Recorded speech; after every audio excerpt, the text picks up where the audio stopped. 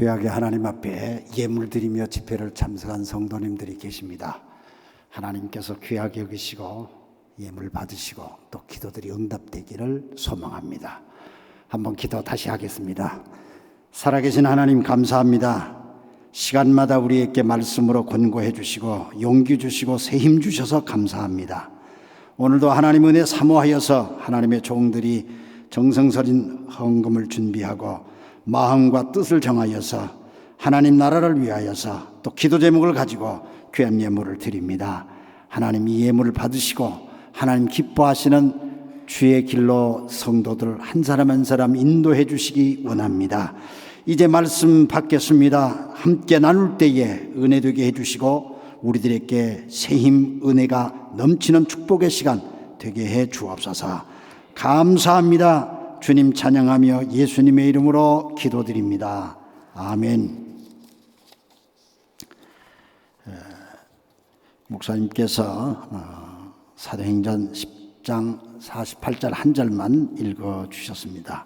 오늘 사도행전 10장 전체의 말씀을 같이 좀 나눌까 그렇게 생각을 합니다. 벌써 오래전 일이라고 생각합니다. 저는 오래전에 한 20년도 더 된 것 같은데 어떤 일본 성도가 저한테 물었어요. 목사님, 미국에는 요즘 인터넷 쇼핑이라는 게 굉장히 발달이 되어 가는 것 같은데 일본에는 어떻게 될 것 같습니까? 그렇게 이제 묻더라고요. 제가 경제에 대해서 제가 무슨 아는 사람입니까?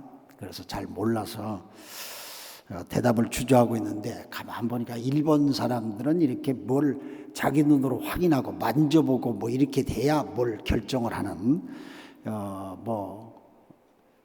쉽게 말하면은 두들겨 보고도 못 건너는 그런 사람들인데 그런 사람들이 성격적이 소심한 분들이 많아요. 그래서 이제 그런 분들이 많으니까 인터넷 보급 판매 같은 것들은 일본에는 글쎄 어떨지 모르겠습니다. 제가 이렇게 대답을 했는데 그러고 나서 세월이 한 20년이 지나고 나서 일본에서 1998년 9월이라고 생각하는데 미국에 아마존이라는 회사가 들어왔어요. 그래서 아마존이라는 회사가 들어와서 인터넷으로 소위 판매하는 그런 회사를 설립하고 본격적으로는 2001년부터 아마존 재팬이라고 하는 회사가 들어와서 사업을 했는데 지금 그 회사가요 연간 매출이 지금 어느 정도 되냐면 일본 돈으로 한 2조억 연간 매출이 한 2조억으로 그렇게 바뀌어졌어요. 어마어마하게 되었고 거의 같은 시기에 일본 자체적인 회사 락덴이라고 하는 그런 인터넷 판매 회사가 생겨졌는데 그 회사도 지금 연간 매출이 거의 1조 8천억 정도 이렇게 매출을 한다고 얘기를 들었습니다. 세상이 너무 급변하게 바뀌어지고 있죠. 지금 세상이 바뀌어지는 것이. 그래서 엄청나게 변화가 일어나고 있는 이 세상인데 이 바뀌어지는 것을 여러 가지 말로 표현들을 많이 하고 있습니다. 그런 그 인터넷 판매 회사들이 새로 생겨지고 점점 이렇게 모든 게 바뀌어지니까 우리 주변이 오래된 그런 백화점들이 일본에서는 많이 문을 닫아요. 그래서 백화점들이 전 시대가 가버렸어요. 백화점들이 별로 남질 않았어요. 굉장히 바뀌어졌는데 제가 사역하는 동네도 백화점이 많이 있었는데 큰 백화점 둘이 문을 다 닫고요. 시대가 변화진 걸 느껴요.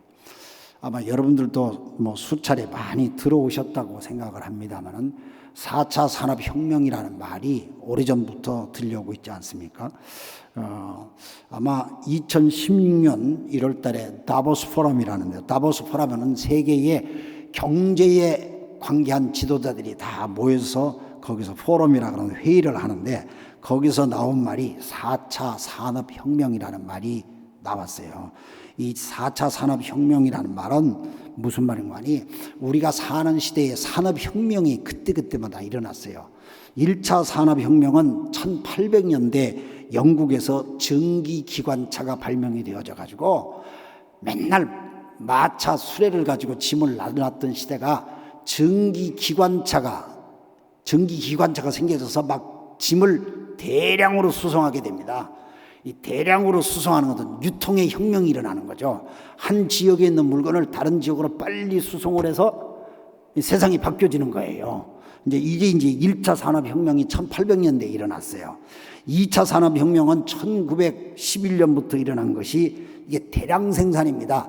옛날에는 한 사람이 모든 걸 다 만들었는데 각자 부품들을 다 여기저기서 만들어서 갖다 막 붙이고 이렇게 해서 대량 생산이 일어나가지고 뭐 엄청나게 많은 것들을 생산해가지고 세상이 바뀌어지는 거예요.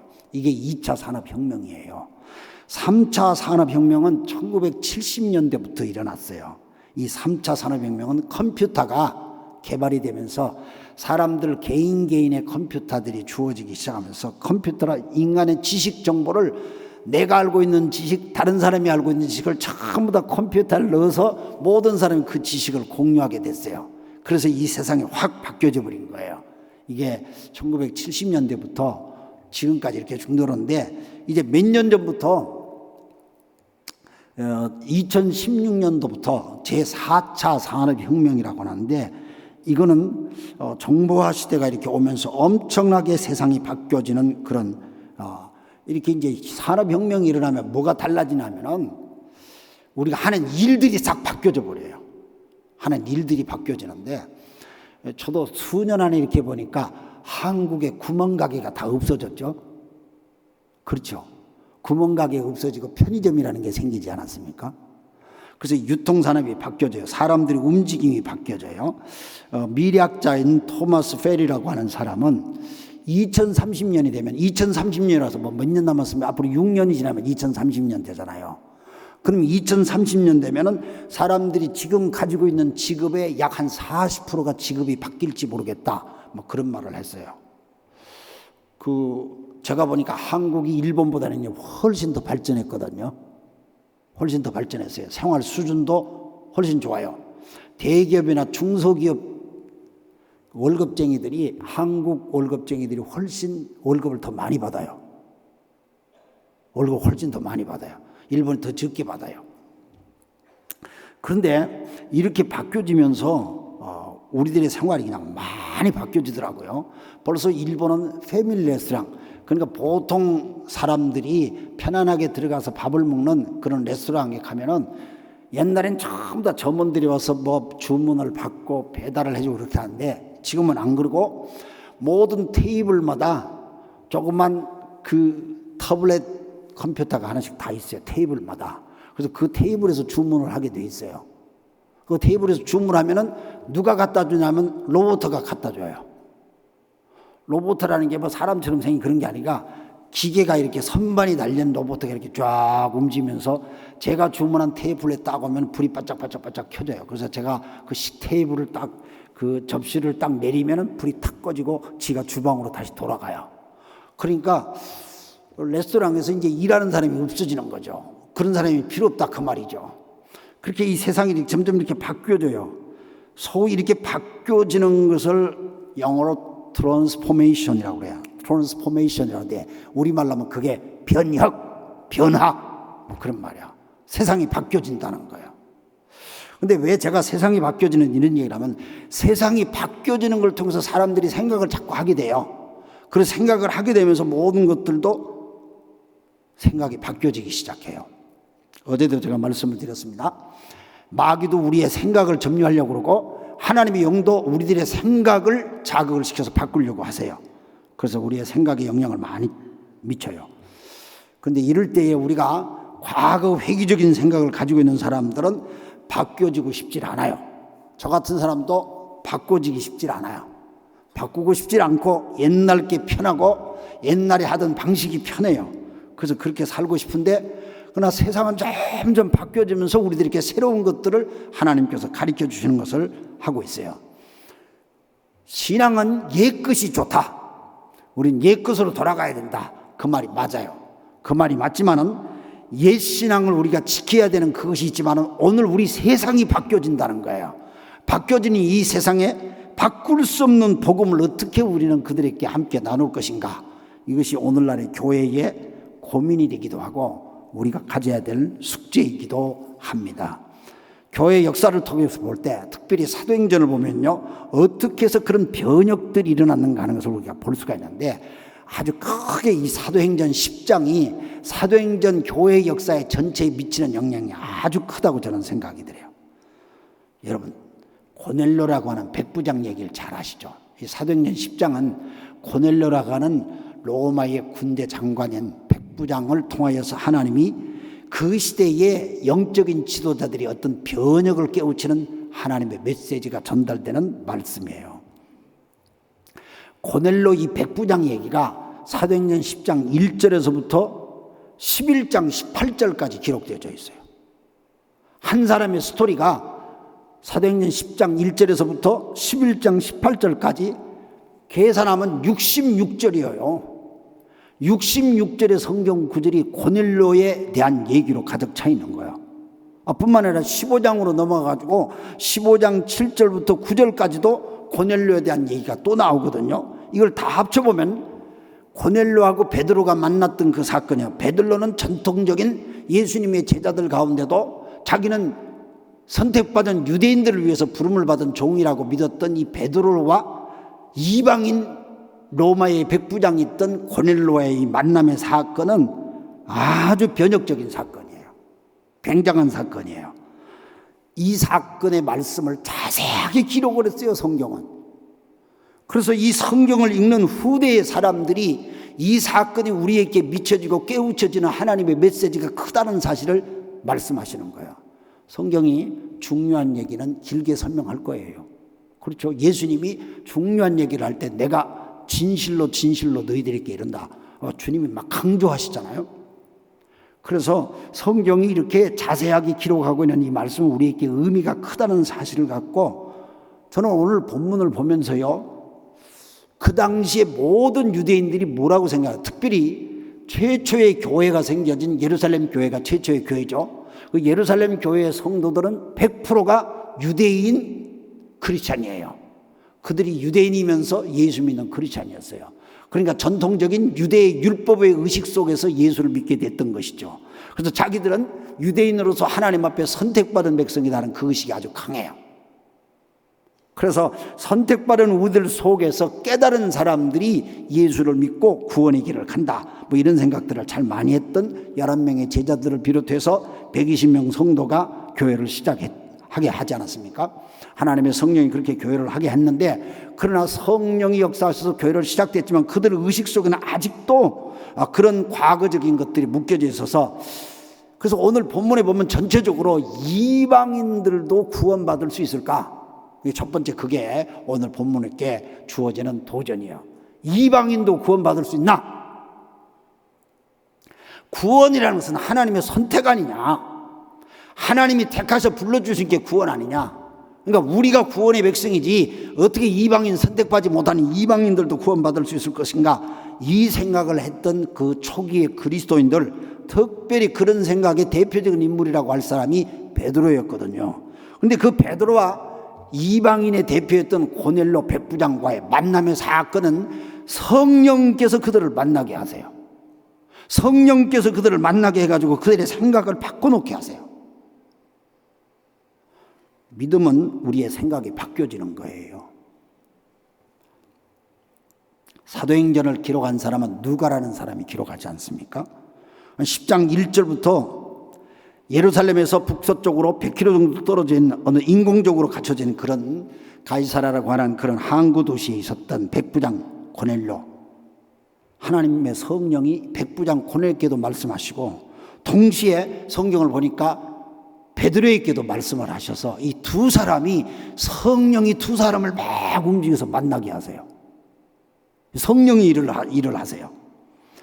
그런데 오늘 저는 10장 2절 말씀에 보니까 이 고넬료라는 사람이 그가 경건하여 온 지방과 더불어 하나님을 경외하며 백성을 많이 구제하고 하나님께 항상 기도했대요. 얼마나 아름다운 사람이에요. 그 사람은 경건한 사람이에요. 사실은 교회 아직은 다니지 않는 사람이야. 그런데 이방인이지만은 하나님을 두려워하고 또 자기가 이방인 로마의 백부장으로 지배자로 거기에 유대 땅에 와 있지만은 많은 유대의 가난한 사람들을 돕고 구제를 열심히 했던 그런 사람이었어요. 저는 이거 말씀해 보니까 아직 교회를 나오지 않지만은 하나님을 향한 마음을 가진 사람들의 영혼들이 있다는 걸 느껴요. 우리가 모르긴 해도 이 세상에는 하나님을 갈급해 하는 사람이 있다는 거예요.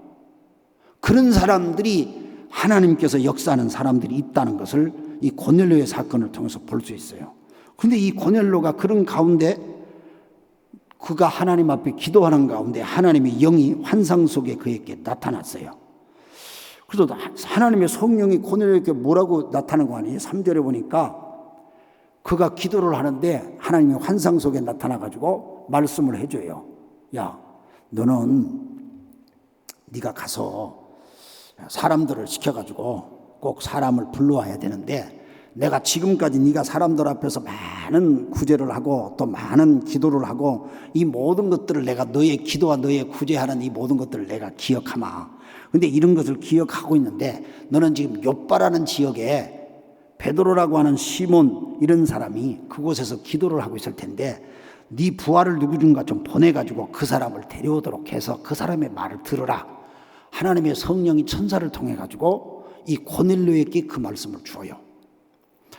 저는 하나님의 천사가 믿는 사람들에게만 간섭하시고 역사하시는 게 아니라 아직도 교회 나가지도 않고 그러나 하나님에 대한 사모하는 사람들에게는 천사들이 이 모양 저 모양으로 간섭하고 있다는 걸 이런 본문에서도 느낄 수가 있어요.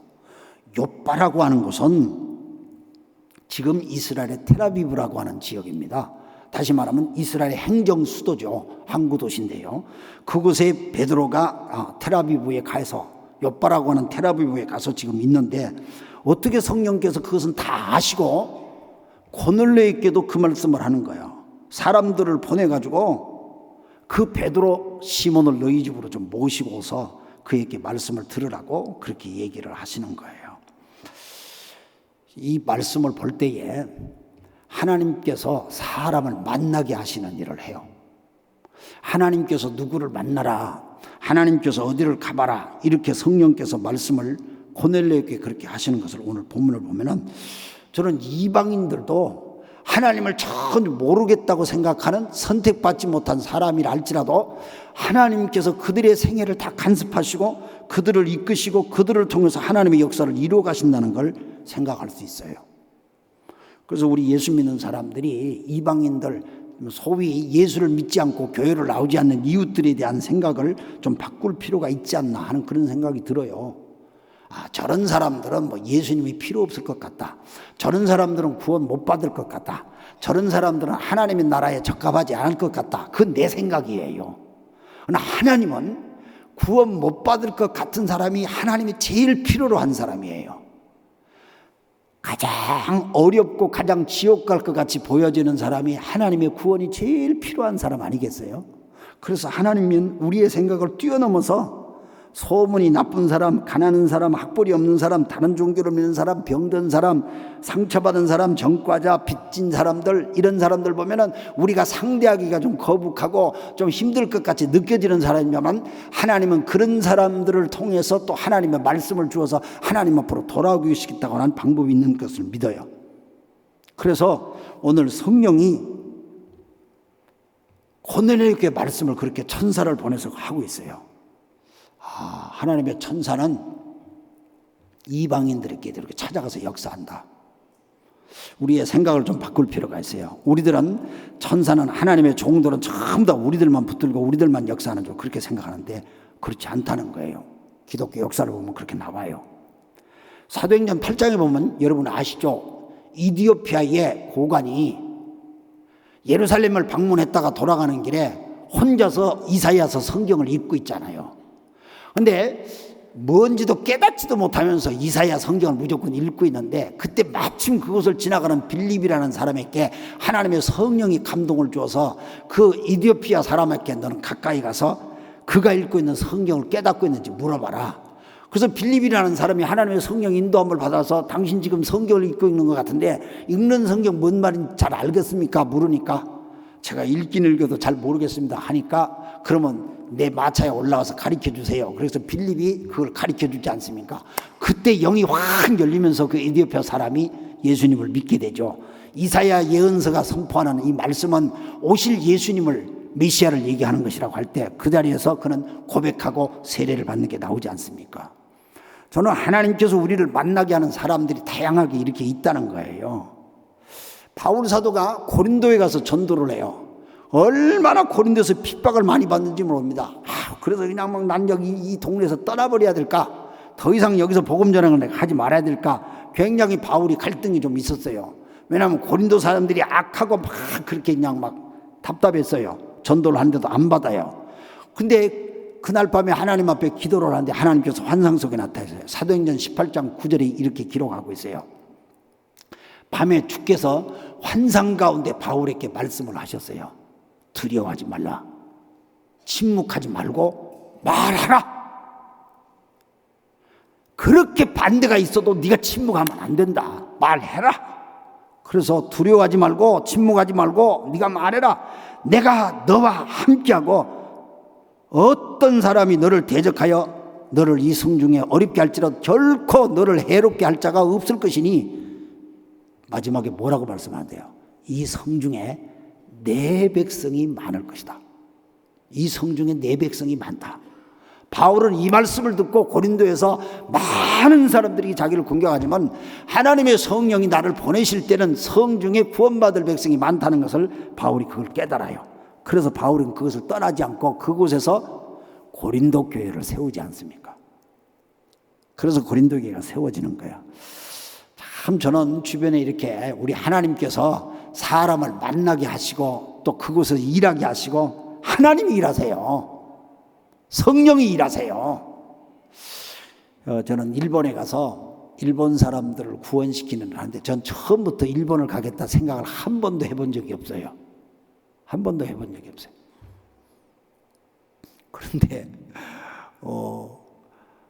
일본 선교사 한 분을 제가 서울에서 목회할 때에 한국에 들어오셨길래 우리 교회에서 말씀을 전해주세요 하고 저희 집에서 같이 모시고 시간을 지내는데 그분 얘기가 하나님께서 이렇게 똑같은 걸 자꾸 반복해서 자꾸 보여주시고 만나게 해주시고 뭐 이렇게 하면은 뭔가 뜻이 있는 것 같아요. 저한테 그런 얘기를 해요.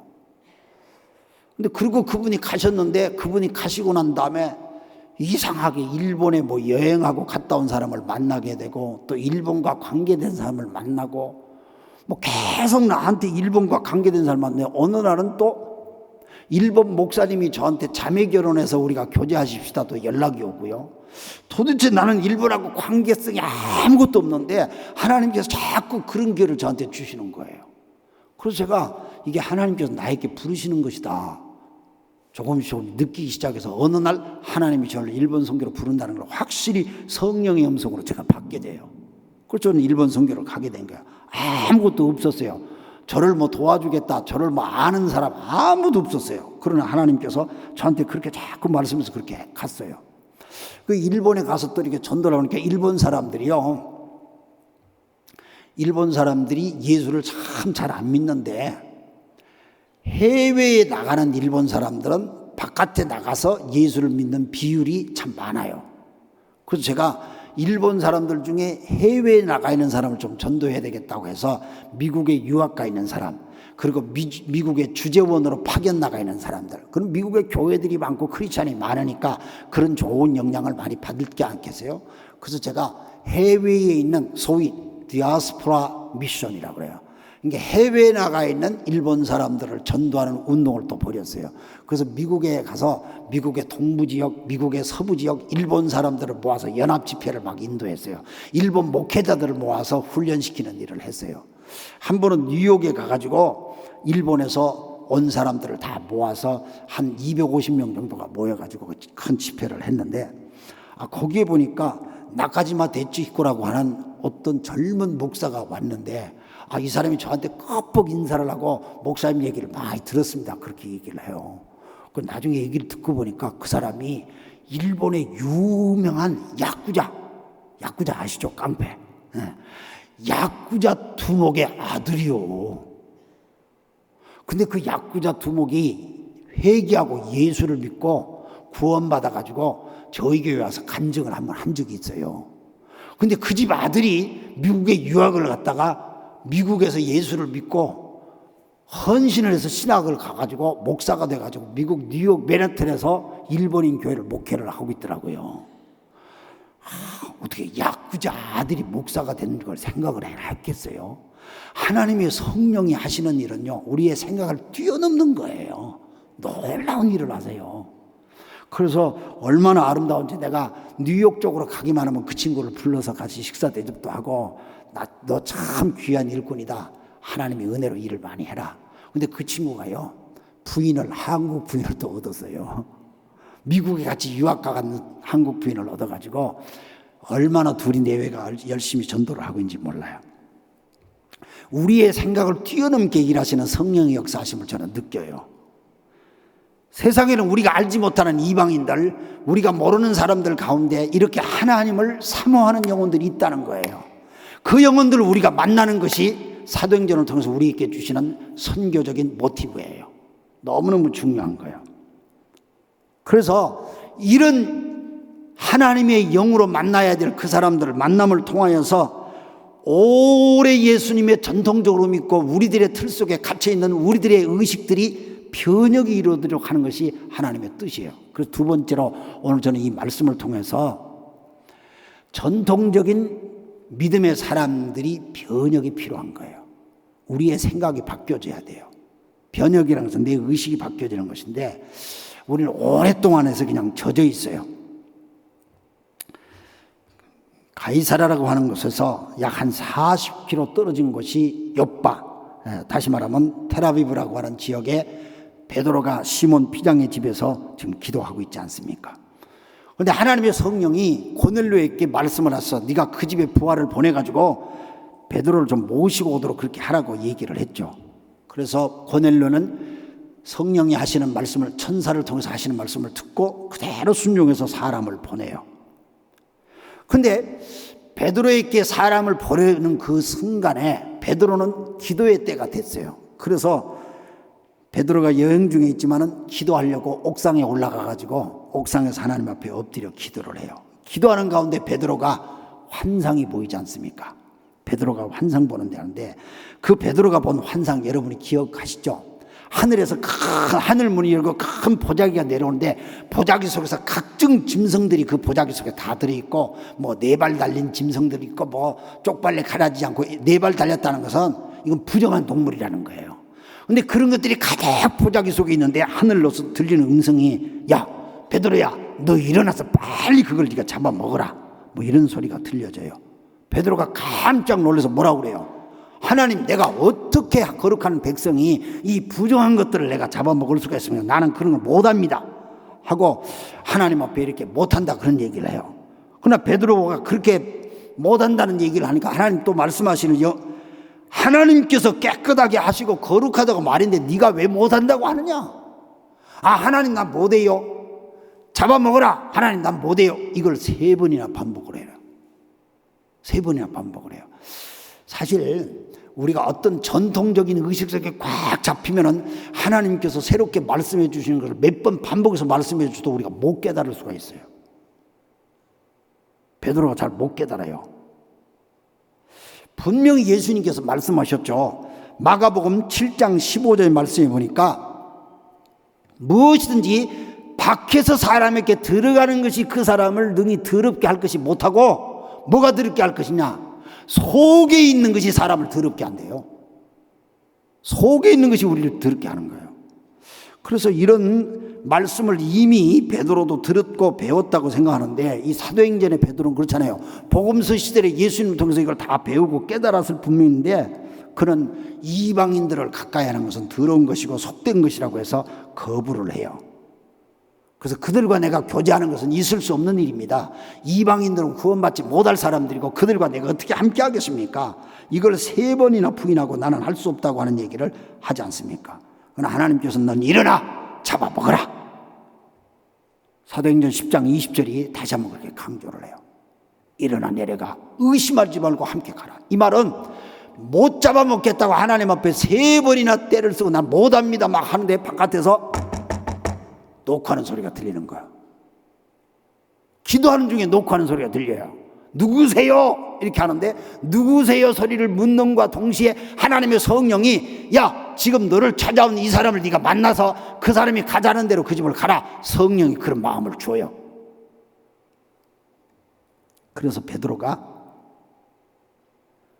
자기 마음속에는 이방인들을 만나서 이방인한테 간다고 하는 이 자체는 속된 것이고 옳지 않은 것이라고 생각했지만 하나님의 영이 지금 막 말씀하니까 베드로가 이방인 백부장 고넬로가 보냈던 그 종들을 따라서 이방인 집 고넬로의 집을 지금 가는 거예요. 지금까지 가졌던 유대의 전통적인 편견 속에 있었던 베드로가 고넬로의 집을 향해서 발길을 또 옮겨서 그 집을 들어간다는 사실은 혁명적인 일이에요. 있을 수 없는 일들이 벌어진 거예요. 저는 이런 소위 트랜스포메이션, 변혁이 이런 변화가 일어날 때에 하나님의 성령이 역사하시는 것을 하나님이 일하시는 것을 우리의 삶의 현장에서 우리가 딱 잡을 수가 있는 거예요. 만약에 베드로가 끝까지 나는 절대로 아닙니다. 나는 여기서 못 벗어납니다. 그렇게 되면은 베드로는 거기서 하나님의 성령의 역사하심에 경험하지 못했을 거예요. 하나님의 일하심을 그건 체험하지 못했을 거예요. 그러나 베드로는 거기에서 성령이 말하심을 따라서 가요. 이건 엄청난 사건이에요. 사도행전 전체에서 복음 선교가 복음이 유대 땅에서 사마리아를 넘어서 땅끝으로 넘어가기 위한 그 전개가 이어지는 거예요. 사도행전 1장 바쯤에 성령이 임하시면 그 복음이 어떻게 돼요? 예루살렘에서 유대와 사마리아와 땅끝까지 간다고 말씀하셨잖아요. 그런데 그 말씀이 어떻게 사도행전에서 이루어지고 있는가 지금 보는 거죠. 베드로라고 하는 예루살렘 털 아래 있던 그 복음 자체가 이제 이방 세계로 넘어가는 거예요. 근데 그게 가장 걸림이 됐던 게 누구냐 하면 전통적인 예루살렘 유대의 율법 속에 잡혀져 있던 베드로를 성령께서 깨뜨리셔요. 그걸 뛰어넘게 해요. 변혁이 일어나게 해요. 그래서 오늘 말씀에 보면 불신자 소위 이방인들이 예수 믿는 걸 보고 나면은 하나님의 교회가 확 바뀌어지는 거예요. 여러분 교회가 언제 바뀌어지는 줄 압니까? 불신자들이 예수 믿는 사람들이 늘어날 때 교회가 바뀌어져요. 믿는 사람들끼리만 모여서 교회가 바뀌어지는 게 아니고 교회가 변혁의 사건이나 하나님의 성령의 역사하심을 막 폭발적으로 경험하는 것은 구원받는 사람의 수가 늘어날 때 폭발적인 교회가 바뀌어져요. 그래서 구원받는 사람의 수가 멈춰졌을 때 교회는 정체예요. 교회가 성령 인도하시면 못 받아요.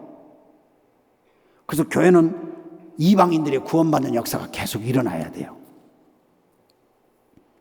베드로가 고넬로의 집에 들어가요. 가보니까 깜짝 놀랐어요. 고넬로가 자기가 고넬로 집안 식구만인 줄 알았더니 고넬로가 집안 식구들 일가 친척들을 전부 다 모아놔서 다 그곳에 앉아 있는 거예요. 이 말은 하나님의 말씀을 그렇게 갈급하고 기다리는 영혼들이 많이 있다는 거 아닙니까? 그래서 고넬료가 거기 가서 자기 변명을 해요. 사도행전 10장 28절과 29절 말씀에 보면은 고넬료가 이렇게 변명을 해요. 내가 유대인으로서 이방인과 교제하며 가까이 하는 것은 위법인 줄을 여러분들도 잘 알지 않습니까? 그런데 하나님께서 내게 지시해서 아무도 속하다 하거나 깨끗하지 않다 하지 말라고 성령이 나한테 그렇게 말씀하셔서 내가 지금 왔습니다. 율법으로 하면 내가 여러분들을 만나는 것은 위법입니다. 다시 한번 그 20절을 좀 한번 더 띄워주죠. 내가 유대인들을 이렇게 만나는 것은 옳은 것이 아닙니다. 깨끗한 게 아닙니다. 그런다 성령께서 아무도 속되다 하거나 깨끗하지 않다고 그렇게 말하지 말라고 성령께서 나한테 말씀하셔서 내가 이렇게 왔습니다. 그 다음 절 29절 부름을 사양하지 아니하고 왔노라. 베드로가 자기가 유대인 선택받은 백성인 크리스찬이지만은 이렇게 내가 이방인 여러분들한테 오게 된 것은 이런 연유가 있었습니까? 그런데 여러분들이 무슨 일로 나를 불렀습니까? 무슨 일로 나를 불렀습니까? 그렇게 묻죠. 성령이 가라고 했는데 그 사람들이 하나님의 성령 앞에 간구해가지고 그 사람들이 간구했기 때문에 성령이 베드로를 그곳에서 보냈다고 하는 베드로는 지금 고백을 하고 있죠. 성령이 사람을 만나게 하시고 성령이 뭔가를 우리에게 말씀을 깨우치는 것을 알 수가 있죠. 그래서 그 사람들이 고넬료가 얘기를 해요. 내가 이렇게 기도를 하는데 하나님의 천사가 와가지고 욥바라는 지역에 베드로라는 어른이 계신데 꼭 너희 집으로 모셔서 말씀을 드러나는 것을 천사를 통해서 내가 얘기를 들었습니다 하고 그 얘기를 하죠. 사도행전 10장 33절이에요. 보세요. 사도행전 10장 3절 그러니까 내가 곧 당신에게 사람을 보내었는데 오셨으니 잘하였나이다. 이제 우리는 주께서 당신에게 명하신 모든 것을 듣고자 하여 하나님 앞에 있나이다. 보세요. 베드로를 통해서 선포될 하나님의 말씀을 들으려고 베드로를 기다렸는데 하나님 앞에 엎드려서 기다렸다는 거예요. 준비되어 있잖아요. 준비되어 있잖아요. 그래서 준비되어 있는 이방인들을 우리가 만나 하나님의 성령이 그렇게 역사하세요. 준비를 시켜요. 그래서 베드로가 거기 가가지고 고넬료의 집에서 복음을 선포해요. 하나하나 복음을 가르쳐요. 예수님께서 이 땅에 오셔가지고 우리를 위해서 죄를 지시고 십자가를 짊어지시고 죽은 자 가운데 3일 만에 부활해서 그분이 하늘로 승천하는데 다시 오실 것이라는 말씀까지 복음의 진술을 처음부터 설교를 하는데 이 말씀을 전하니까 베드로가 말씀을 전하니까 막 앉은 사람들이 아멘 아멘 하면서 막 성령 감동되어서 하나님 말씀 앞에 얼마나 충만한지 몰라요. 온 집안 식구들이 성령 충만하였어요. 베드로가 하나님 말씀을 선포하니까 모든 사람들이 은혜를 받아서 너무너무 넘쳐요. 그것이 사도행전 10장 34절 35절에 이렇게 기록하고 있어요. 베드로가 입을 열어 말했어. 내가 참으로 하나님은 사람의 외모를 보지 아니하시고 35절 각 나라 중 하나님을 경외하며 의를 행하는 사람은 다 받으신 줄을 깨닫노라. 그러니까 하나님은 외모를 취지 않냐고 이방인이랄 때도 그 중심 속에 하나님을 향한 마음이 있다는 걸 하나님이 아신다는 거예요. 그런 사람들을 하나님께서 택해서 열어주시는데 그래서 베드로가 그 사람들이 뭐 하나님의 말씀을 선포하니까 그 사람들이 막 성령으로 감동돼서 막 응답을 하는 거야. 성령으로 응답하는 거야. 그 사람들 아직 세례도 안 받았어. 아직 교회도 가본 적이 없어. 그런데 말씀과 함께 성령으로 막 응답을 하는 거예요. 그래서 베드로가 고백을 해요. 사도행전 10장 47절에 뭐라고 고백합니까? 이에 베드로가 이르되 이 사람들이 우리와 같이 성령을 받았으니 누가 능히 물로 세례 베풀 것을 금하겠습니까? 그렇잖아요. 물 세례 받기 전에 성령 세례를 받아버렸어. 우리는 물 세례를 받고 난 다음에 성령 세례 다음에 받을 것이다 그렇게 생각을 하죠. 학습을 받은 다음에 세례를 받고 교회의 규칙이고 룰이 있는 걸로 그렇게 생각을 하죠. 하나님의 성령 어떨 때는 오늘 본문에 보듯이 하나님의 성령이 우리의 생각을 뛰어넘는 일을 해요. 어떻게 베드로에게 임하신 성령이 똑같이 이방인 고넬료에게도 성령이 임하셔서 두 사람을 만나게 해요? 상상을 초월하는 일이잖아요. 이게 상상을 초월하는 일을 해서 우리의 딱 굳어버린 생각을 깨트리시는 거야. 우리의 굳어버린 생각을 바꿔놓는 거야. 트랜스포메이션이에요. 바꾸는 거예요. 이런 것이 바꿔질 때에 세상 보는 눈이 달라져 버리는 거예요. 세상 보는 눈이 달라져야 교회가 세상을 향하여 열려진 하나님 나라를 이룰 수가 있는 거예요. 예배당 안만이 하나님 나라가 아니고 온 세상에 하나님의 나라가 임재하시도록 하나님의 성령은 역사하세요. 이것이 사도행전 10장을 통해서 우리에게 주시는 놀라운 하나님의 역사하세요. 그래서 베드로는 고넬료의 집에 이방인들이 세례받는 것에 대해서 주저하지 않았어요. 그래서 그들에게 세례를 베풀어요. 그러고 난 다음에 11장에 가면 예루살렘 교회에다 그걸 보고를 해요. 그래서 예루살렘의 장로들이 이방인들도 세례를 받을 수 있다는 것을 결정을 내려요. 그래서 복음이 예루살렘에서만 머물러지 않냐고 이방 세계로 땅끝까지 복음이 선포되어서 나가는 걸 볼 수 있는 거예요. 근데 이 예루살렘 교회가 그냥 막 핍박도 어려움들 그까지 그 자리를 지고 우리는 안 떠나겠습니다. 안 떠나겠습니다. 이렇게 하다 보니까 복음을 더 확장시키려고 하나님의 성령이 역사하셔서 예루살렘에 있는 성도들을 물리적으로 다 피난 가게 하시고 왜? 예루살렘에 핍박이 오게 해가지고 그래서 전부 다 떠나는데 그래서 복음이 예루살렘에서 물리적인 핍박과 함께 동시에 복음이 세계 속으로 확장되는 것이 사도행전 13장에서부터 나오는 선교적인 확장이에요. 하나님이 일하세요. 근데 하나님이 일하시는 거 우리가 눈으로 봐야 돼요. 하나님이 일하시는 거 영적으로 깨달아야 돼요.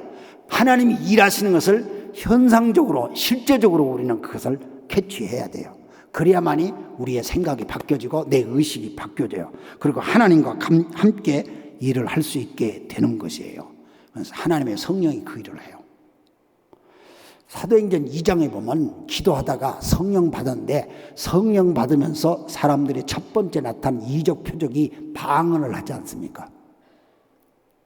성령이 방언을 하게 하세요. 그런데 성령이 방언을 했다는 것은 그때 당시에 베드로가 저작거리 나와서 예루살렘에서 복음을 막 선포해요.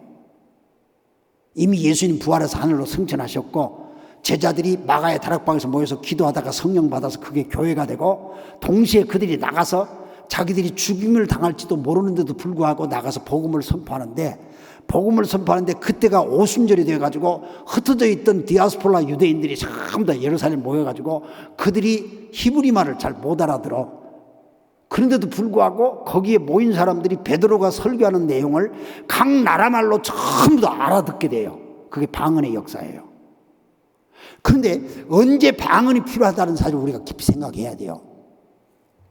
역사를 거듭해서 이렇게 막 올라가면 옛날에 하나님의 심판이 임했을 때 언제 심판이야? 노아 때도 있었지만 바벨탑 사건을 여러분 기억하십니까? 창세기 11장. 사람들이 문명이 발달되면 사람들이 교만해가지고 자기가 하나님이 되려고 그래요. 마귀는 우리들 속에 하나님이 네가 하나님이라고 하는 걸 자꾸 집어넣어 주려고 그래요. 에덴 동산에서 아담과 하와가 범죄하고 난 다음에 범죄할 때에 어떻게 마귀가 하와한테 유혹을 합니까? 너 이 선악과를 따면 절대로 죽지 않는다. 절대로 너 안 죽어. 하나님처럼 돼. 네가 하나님처럼 된다고 그렇게 얘기해요. 마귀가 꼬이는 거예요. 네가 하나님 된다 그 말이에요. 그게 무슨 말인 줄 압니까? 네가 모든 것을 결정한다 그 말입니다. 그 전에는 선악과를 따먹기 전에는 하나님이 시키는 대로만 사는 거예요. 하나님이 베풀어 주시는 대로 살고 하나님이 정한 대로 사는 거예요. 그것이 인간의 행복이에요. 그 인간의 축복이에요. 그런데 마귀가 야 네가 이걸 따먹으면 절대로 죽지 않고 네가 하나님처럼 되는 거예요. 그래서 하나님이 그걸 싫어하니까 너한테 못 따먹게 한 거야. 너 먹어봐라 절대로 안 죽는다. 그래서 마귀가 하나님이 그걸 따먹으면 정령 죽을 것이라고 말씀을 했는데도 불구하고 마귀의 말을 듣고 하와가 그걸 딱 따먹고서는 남편 아담에게도 먹이지 않습니까? 그 말은 하나님의 말씀을 거역했다는 걸 우리가 기억하지만 다른 말로 하면 하나님의 말씀을 거역이라고 하는 내가 하나님이 되어서 내가 내 인생의 문제를 내가 다 결정하는 거예요. 그래서 내가 내 인생의 하나님이 되는 거예요. 그래서 인간이 교만해져요. 내가 다 결정하는 거니까. 이게 최고조로 인간이 다다는 게 뭐냐면 바벨탑 사건이에요. 사람들이 바벨탑을 쌓는 것은 높이 쌓아서 올라가면 저 천상의 어디에서 하나님을 우리가 만날지도 몰라. 그리고 우리가 하나님처럼 될 수가 있어 하고 열심히 바벨탑을 쌓는데 하나님께서 그걸 보시고 요놈들이 교만해도 보통 교만한 게 아니다. 하나님께서 바벨탑을 확 허물게 하시고 바벨탑을 심판하시고 거기에 있는 모든 바벨탑을 쌓던 사람들 속에 언어의 혼란을 하나님께서 내리시죠. 그래서 사람들이 그때부터 말이 다 달라져 버려. 함께 일해서 바벨탑을 막 쌓았던데 한순간에 바벨탑 사건으로 말이 틀려서 사람들이 여기저기 흔들리기 시작해요. 그래서 하나가 되질 못하게 해요. 왜? 하나가 돼가지고 선하게 사는 게 아니고 하나님 앞에 대적하고 사니까. 그때 이후에는 인간이 언어에 혼란이 와가지고 통역이 없으면 서로가 안 통해. 그런데 통역이 없이 모든 것이 유무상통하고 통하게는 시들이 온 게 오순절 성령 역사예요. 마가요한의 달방에서 그들이 기도할 때 성령이 충만해져가지고 그들이 성령 받아가지고 방언이 터졌어요. 방언이 터지면서 모든 사람들이 알아듣게 됐어요. 바벨탑 사건 이후에 다시 하나님의 성령이 이 세상을 통하게끔 바꾸신 거예요. 목적이 뭡니까? 이 세상을 하나님 나라 만들기 위해서 잃어버린 에덴을 다시 회복시키겠다는 하나님 뜻이에요. 이것이 하나님이 원하시는 것이에요. 그래서 교회는 하나님의 성령이 원하시는 게 무엇이고 무엇을 위해서 우리가 열심을 품고 무엇을 위해서 나가야 될 것인가 하는 것을 깨우치는 말씀을 우리는 깨달아야 돼요. 베드로가 초대교회 최고 지도자예요. 베드로의 발언이 모든 사람들의 결정적인 영향을 미칠지 몰라요. 그러나 베드로도 하나님의 성령이 말씀하시기 전에는 그건 잘 몰랐어요. 고넬료를 만나기 전에는 이방인에 대한 그의 전통적인 개념이 바뀌어지질 않았어요. 근데 만나고 보니까 이미 고넬료의 가정은 하나님의 성령이 준비시키시고 그들이 말씀을 전했더니 그들이 성령 받는 걸 보았고 성령 받은 사람들한테 물세라는 것은 당연한 거죠. 그래서 물세를 베풀지 않습니까? 우리가 신앙생활 할 때에 정말 중요한 것은 우리가 어떤 매너리즘에 빠지는 거예요. 매너리즘은 사람은 습관적으로 되는 거죠.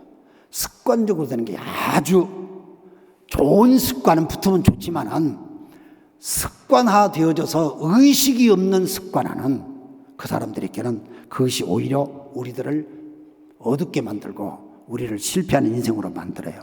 그래서 매너리즘에 빠지면 안 돼요. 제가 서울서 사역을 할 때 지금도 안 잊어버려지는 그런 한 경험이 있었습니다. 서울 남산에 가면은 지금은 그 교회를 옮겼다고 얘기를 들었어요. 저 서대문으로 옮겼다고 얘기되는데 맹인교회가 있어요. 서울 맹인교회가. 앞을 못 보시는 분들이 모여서 예배를 드려요.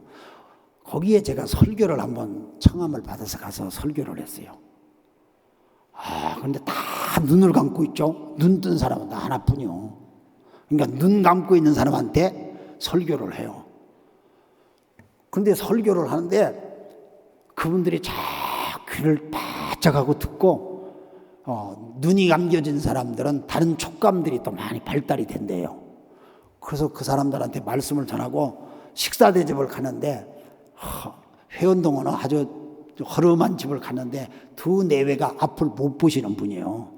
근데 어떻게 정갈하게 식탁을 딱 차려놓고 나를 기다리는지요. 거기서 식사 대접하면서 제가 참 감동도 되기도 하고 감사도 되기도 하고 막 목에 넘어가지도 않고 막 내가 막 그랬어요. 그런데 대화를 하는 가운데 당신들은 어떻게 이렇게 참 하나님의 은혜 속에서 삽니까? 이렇게 묻기도 하고 제일 신앙생활 할 때에 힘든 게 뭡니까? 이렇게 여러 가지 묻기도 했어요. 근데 그분들은 성경을 읽어도 점자 성경 읽잖아요. 점자 성경을 읽는데 개인이 성경 66권을 다 가진 사람이 아무도 없어.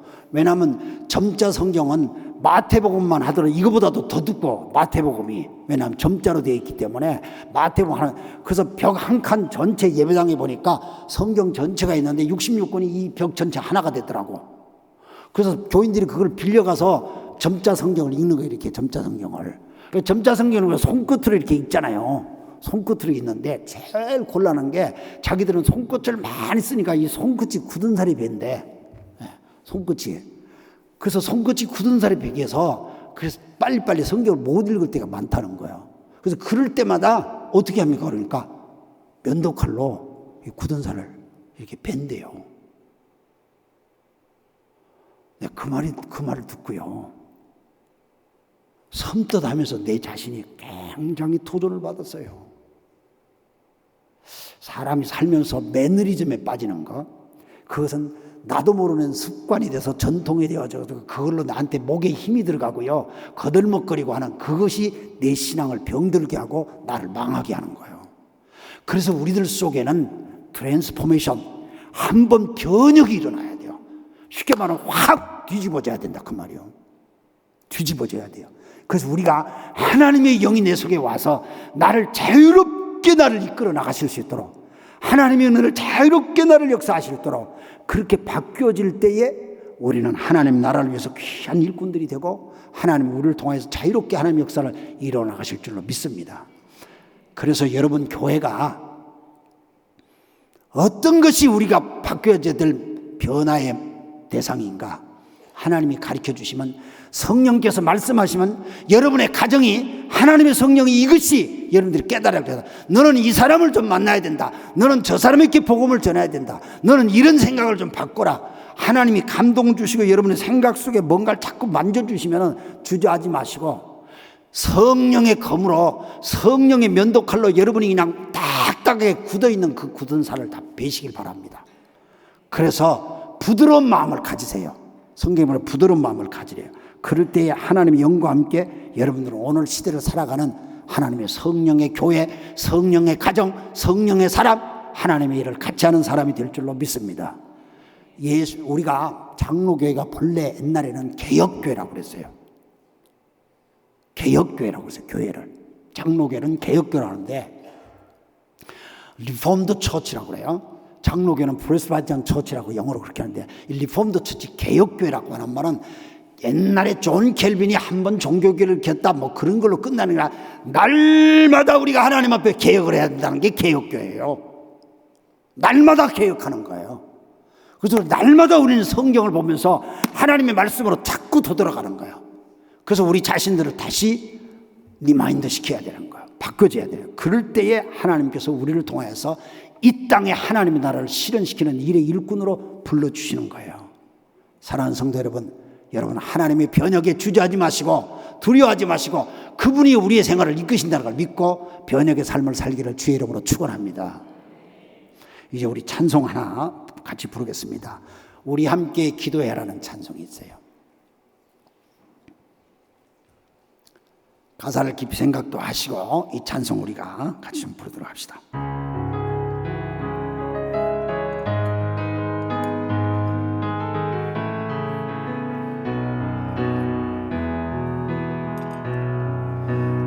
우리 함께 기도해 주님 앞에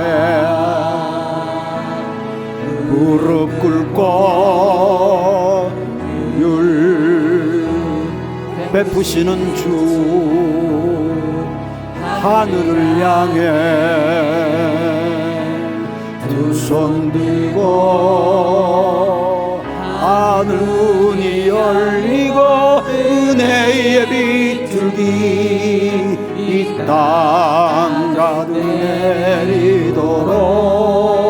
내리도록 마침내 주오셔서 의의 빗줄기 우리 위에 부시도록. 다시 한번 부를 텐데 이 찬송을 우리가 몇 분 부르면서 하나님의 영이 우리 속에 임하시도록 이 찬송 속에 함께 우리가 불렀으면 좋겠습니다. 우리 함께 기도해 주 앞에 나와 무릎 꿇고 긍휼을 베푸시는 주 하늘을 향해 두 손 들고 우리 함께 찬송합시다. 다시 다 같이 자리에서 한번 일어났습니다. 함께 기도해 주 앞에 나와 주 앞에 나와 무릎 꿇고 긍휼 베푸시는 주 하늘을 향해 두 손 들고 하늘 문이 열리고 은혜의 빗줄기 이 땅 가득 내리도록 마침내 주오셔서 의의 빗줄기 이 땅에 부시도록 하늘 문이 열리고 은혜의 빗줄기 이 땅 가득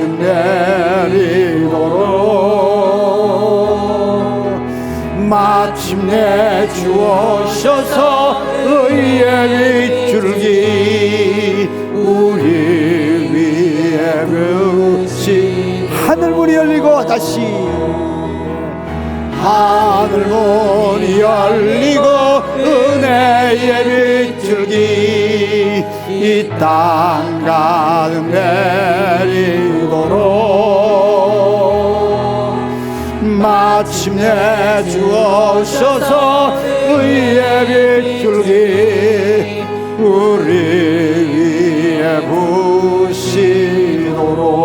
부시도록. 이제 우리 한번 기도하십시다. 주여 하고 부르짖으면서 주님 우리들도 만내리카 매너리즘에 우리가 빠지지 않도록 주님, 우리들의 굳은 살이 있으면 베어주시고 하나님의 성령을 민감하게 반응할 수 있도록 주여 우리를 깨우쳐 주시옵소서. 하나님의 영이 임하셔서 말씀하시는데 우둔한 베드로처럼 내가 잡아먹을 수가 없습니다, 내가 어떻게 이렇게 부정한 것을 함께합니까, 거부하지 말게 해주시고 하나님의 소리를 잘 듣게 해주셔서 우리 교회가, 우리의 가정이, 우리의 온 집안 식구들이 하나님의 영의 소리를 잘 듣고 나가게 해주옵소서. 우리의 귀를 열게 해주옵소서. 우리의 생각을 바꾸게 해주옵소서. 하나님, 그래서 우리 개인적인 신앙들이 다 변화가 일어나게 해주옵소서. 굳은 살을 깎게 해주옵소서. 부드러운 마음을 갖게 해주옵소서. 이 시간 우리 주여 3번 부르고 우리가 통성으로 기도합시다. 주여, 주여, 주여. 하나님 감사합니다. 하나님의 영이 우리와 함께 해주셔서 오늘 우리에게 모든 것을 역사해 주시는 주여 감사합니다. 성령의 소리를 우리가 다 듣게 해주시고 하나님의 음성을 우리가 다 깨달아서 알게 해주시옵시고 하나님의 역사를 깨어나갈 수 있도록 은혜를 베풀어 주시기 바랍니다. 하나님, 우린 참 부족하고 연약합니다. 하나님 말씀해 주시면 알 수 없습니다. 성령이 함께 해주시면 아무것도 할 수 없습니다. 하나님을 깨우쳐줘야 됩니다. 아버지 하나님, 우리들에게 전통적인 생각, 잘못을 다 깨우쳐주시고 잘못된 생각 허물게 해주시옵시고 하나님의 생각으로 나아가게 해주시옵고 합니다.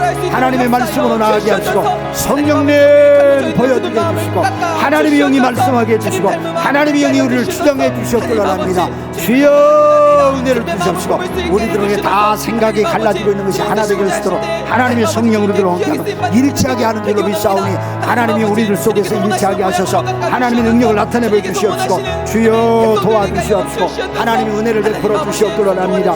주의 성령의 역사하심을 도와주시옵고 합니다. 예수의 영이 우리와 함께 해주시고 주님이 우리 가운데 일하는 것을 믿고 나갈 수 있도록 아버지 하나님 모든 성도들의 생각을 바꾸어 주시고 하나님 나라를 모든 것을 바꿔나갈 수 있도록 은혜를 베풀어 주시옵고 합니다. 주여 믿습니다. 우리의 생각이 바꿔져서 하나님의 생각이 되시고 영의 생각이 될 수 있도록 주여 도와주시옵고 합니다. 내 생각을 앞세우는 게 있지 않습니까? 내 고집을 앞세우는 게 있지 않습니까? 하나님의 은혜로 하게 해주시고 성령의 생각으로 하게 해주시옵고 합니다. 하나님의 말씀으로 하게 해주시옵고 합니다. 아버지의 뜻으로 나아가게 해주시옵고 합니다. 오늘도 신실하신 하나님의 은혜 속에 나아가게 해주옵소서. 주여 도와주시옵소서. 아버지 하나님 목사님을 다이아 탐관들에게 함께 해주시옵시고 온 성도들 구역장들 내가 누구를 만나야 될지 내가 어디에 누구의 무덤을 할지 하나님 가르쳐 주시옵소서. 사업을 할 때도 하나님께서 말씀을 가르쳐 주시옵소서. 성령님 가르쳐 주셔서 어떤 사람을 만나고 어떤 일을 하고 어떻게 모든 것을 해야 돼 하나님의 성령이 말씀해 주셔서 우리가 이 땅에 하나님 나라를 일어나시고 하나님의 권속의 배송들이 일어날 수 있도록 그래 복음이 땅까지 나가는데 어떤 과정을 통해서 나가는데 어떻게 성령의 역사하는데 절대로 내가 일하는 게 아니라 하나님의 영이 앞장서서 일하는 걸 우리 알고 그 영의 인도하심을 받아 나갈 수 있도록 온 교우들을 도와주시옵기로 합니다. 하나님 역사해 주시옵소서. 하나님 주장해 주시옵기로 합니다. 하나님 이끌어 주시옵소서. 오 주여 붙들어 주시옵기로 합니다. 사람이 할 수 없습니다. 하나님이 함께 하십니다. 하나님이 역사하십니다. 성령이 역사하십니다. 성령이 이끌어 주십니다. 주여 도와주시옵기로 합니다. 오늘도 우리 아버지 하나님께서 역사해 주십니다. 온 성도들에게 하나님이 함께 하시옵소서. 주님 도와주시옵기로 합니다. 주님 붙들어 주시옵소서. 하나님 역사를 모든 걸 주장해 주시옵기로 합니다. 주의 영이 함께 해주시고 주의 권능이 저들 속에 모든 역사를 베풀어 주시옵기로 하고 오늘도 우리 함께 하신 하나님께서 역사해 주셔서 성도들 한 사람 한 사람마다 하나님의 성령으로 성령이 나를 통하여 어떻게 복음의 확장을 일어나는데 변혁의 역사에 주저하지 말고 하나님의 성령의 만드심에 나가서 일어서서 하나님의 역사를 이끌어주는 하나님의 종들 다 되게 해주시옵기를 원합니다. 주의 성령 함께 해주시고 축복하시고 은혜를 더해주시옵소서. 감사합니다. 좋으신 하나님, 오늘도 세우신 주의 사자를 통해서 우리에게 말씀을 들려주심을 감사합니다. 사람의 말로 받지 아니하고 하나님의 말씀으로 받을 수 있는 믿음을 더하여 주시옵소서. 우리에게도 하늘 문을 열어 주옵소서. 기도의 문을 열어 주시옵소서. 마음의 문을 열어 주시옵소서. 하나님을 더욱더 사랑하는 삶을 살게 하여 주옵시고 말씀 앞에 겸손하게 하여 주옵시며 성령님의 인도하심에 순종할 수 있는 믿음도 더하여 주시옵소서. 약한 자를 강하게 만들어 주옵시고 병든 자를 치료하여 주옵시며 눌린 자들에게 자유함을 더하여 주시옵소서. 모든 매사에 하나님을 이전보다도 더욱더 사랑하는 우리들 되게 하여 주옵소서. 주님과 동행하게 하여 주옵시고 우리 하나님의 이름을 높이는 데 존귀하게 쓰임받게 하여 주시옵소서. 이제는 나만을 위한 인생의 삶이 아니라 주를 위한 인생의 삶이 되게 하여 주시옵소서. 남은 기간도 성령 충만한 집회가 되도록 하나님께서 함께 하시고 은혜 내려 주시옵소서. 믿음대로 되게 하시고 소원대로 되는 역사가 있게 하여 주시옵소서. 함께 해 주옵시기를 원하옵고 예수님의 이름으로 기도하옵나이다. 아멘.